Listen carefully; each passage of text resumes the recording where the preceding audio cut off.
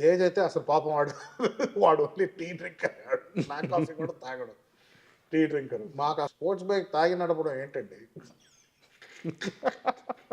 నాకు అర్థం లాజిక్కే ఉండదు దాంట్లో. సి డెఫినెట్లీ స్కిడ్ అయితే పడ్డాడు, but as he was not drunk, he doesn't drink. ఎప్పుడో బర్త్డే కంటే ఫార్మాలిటీకి ఒక షార్ట్ ఏదో వేస్తారు, అందరూ వేస్తారు. లేక ఇప్పుడు 40 ఏళ్ళు వస్తుంది అందరికి, ఇప్పుడు ఏం చిన్న స్కూల్ పిల్లల. But alcohol never. నేను ఐ యూస్ టు. మధ్యలో they was a face where I drank and నా ప్రాంకేస్ దొబ్బింది.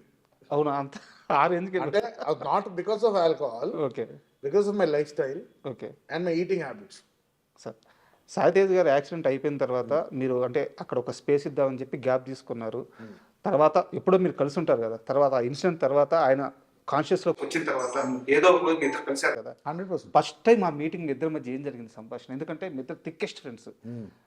ఆయన మిమ్మల్ని చూడంగానే ఏం మాట్లాడారు, మీరు ఆయన చూడంగానే ఏం మాట్లాడారు? ఏమైనా ఫస్ట్ హగ్ చేసుకున్నాం, దాని తర్వాత చెప్పండి. నెక్స్ట్ ఏదో బైక్ కొందాం అన్నాడు అప్పుడు.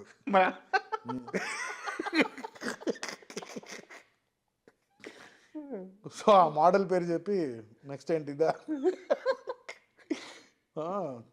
400 కిలోమీటర్స్ ఎలా వెళ్ళేవారు నువ్వు స్ట్రీట్ ట్రిపుల్ బైక్లో అడిగా.